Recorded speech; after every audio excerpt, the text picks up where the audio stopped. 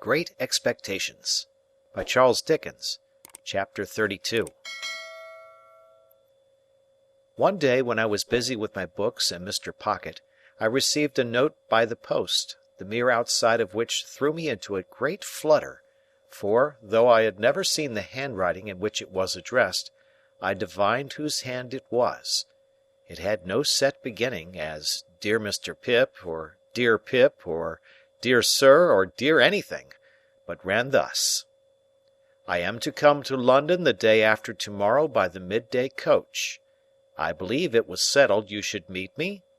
At all events, Miss Havisham has that impression, and I write in obedience to it. She sends you her regard. Yours, Estella. If there had been time, I should probably have ordered several suits of clothes for this occasion, but as there was not, I was fain to be content with those I had. My appetite vanished instantly, and I knew no peace or rest until the day arrived.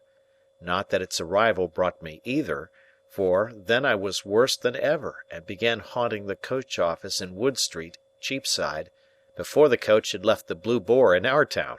For all that I knew this perfectly well, I still felt as if it were not safe to let the coach office be out of my sight longer than 5 minutes at a time, and in this condition of unreason I had performed the first half-hour of a watch of 4 or 5 hours, when Wemmick ran against me.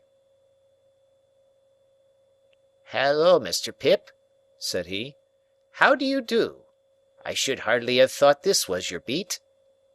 I explained that I was waiting to meet somebody who was coming up by coach, and I inquired after the Castle and the Aged.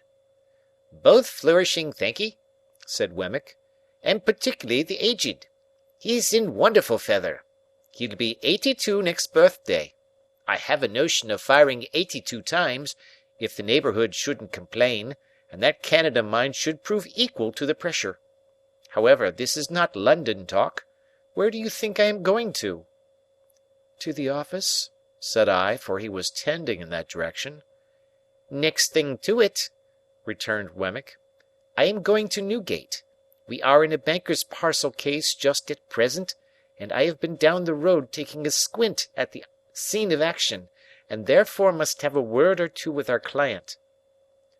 "Did your client commit the robbery?" I asked. "Bless your soul and body, no," answered Wemmick very dryly. "But he is accused of it. So might you or I be. Either of us might be accused of it, you know." "Only neither of us is," I remarked. "Yah!" said Wemmick, touching me on the breast with his forefinger. "You're a deep one, Mr. Pip. Would you like to have a look at Newgate?" "Have you time to spare?" I had so much time to spare that the proposal came as a relief, notwithstanding its irreconcilability with my latent desire to keep my eye on the coach office. Muttering that I would make the inquiry whether I had time to walk with him, I went into the office, and ascertained from the clerk with the nicest precision, and much to the trying of his temper, the earliest moment at which the coach could be expected, which I knew beforehand quite as well as he. I then rejoined Mr. Wemmick, and affecting to consult my watch, and to be surprised by the information I had received, accepted his offer. We were at Newgate in a few minutes, and we passed through the lodge where some fetters were hanging up on the bare walls among the prison rules, into the interior of the jail. At that time jails were much neglected, and the period of exaggerated reaction consequent on all public wrongdoing, and which is always its heaviest and longest punishment, was still far off.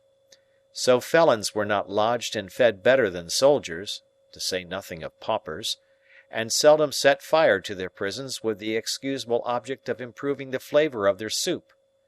It was visiting time when Wemmick took me in, and a potman was going his rounds with beer, and the prisoners, behind bars in yards, were buying beer, and talking to friends, and a frowsy, ugly, disorderly, depressing scene it was.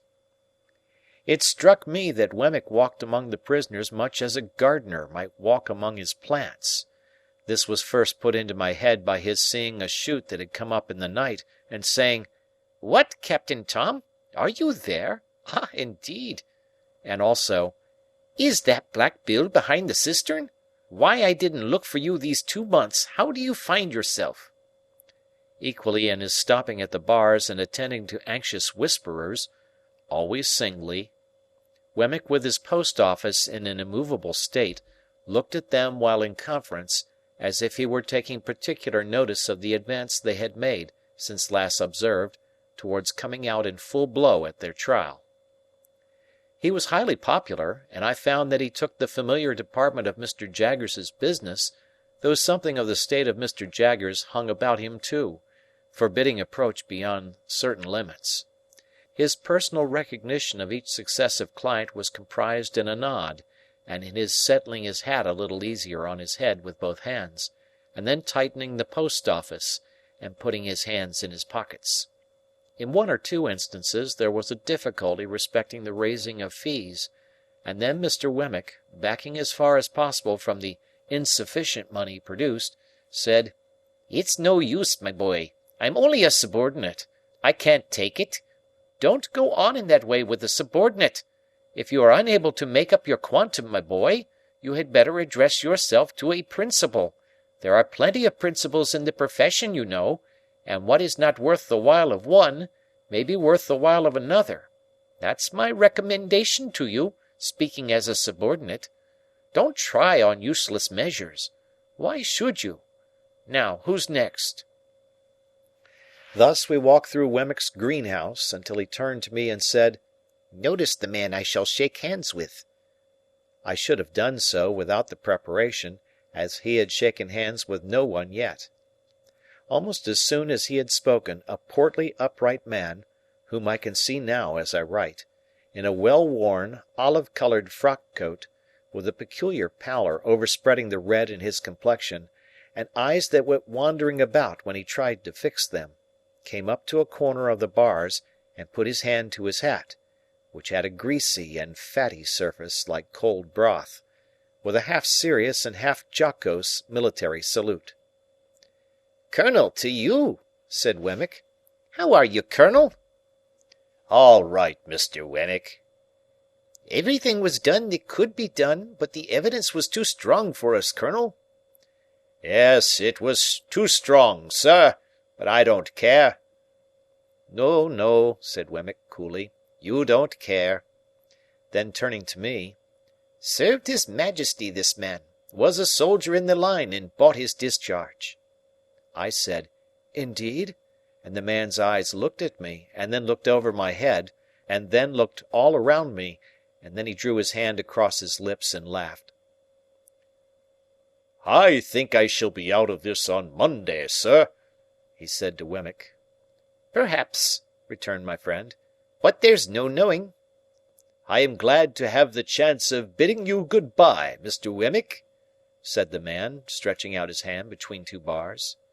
"Thank'ee," said Wemmick, shaking hands with him. "Same to you, Colonel." "If what I had upon me when taken had been real, Mr. Wemmick," said the man, unwilling to let his hand go, "I should have asked the favour of your wearing another ring, in acknowledgment of your attentions." "I'll accept the will for the deed," said Wemmick. "By the by, you are quite a pigeon fancier." The man looked up at the sky. "I am told you had a remarkable breed of tumblers. Could you commission any friend of yours to bring me a pair, of you've no further use for 'em?" "It shall be done, sir." "All right," said Wemmick. "They shall be taken care of. Good afternoon, Colonel. Good-bye." They shook hands again, and as we walked away, Wemmick said to me, "A coiner. A very good workman.